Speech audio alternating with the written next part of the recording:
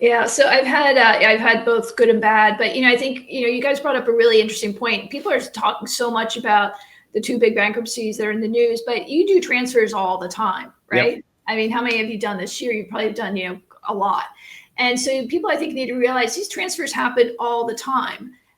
It's just that usually you only hear about it sort of once in a while in the news, or maybe unfortunately you've had to go through it in your an investment situation. And the thing is that it's about being prepared. It's about being prepared both at the asset owner level and the servicer level. Like, are you prepared to take on these assets? Do you have the information you need? Do you have kind of what I've written about in the past? Is do you have the infrastructure in place in terms of the ACH files, the data files, all the all the staff.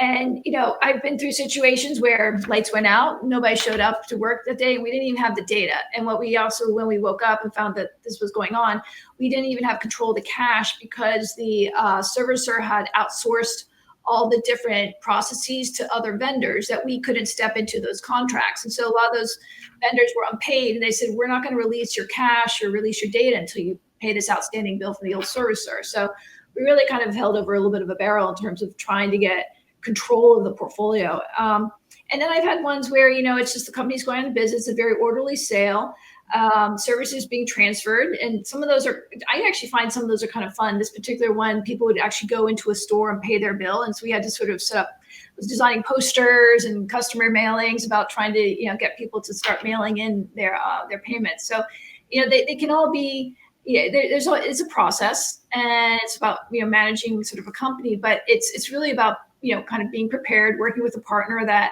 knows all the steps, knows the ins and outs of like designing a poster, putting it here and not there. But it's about experience.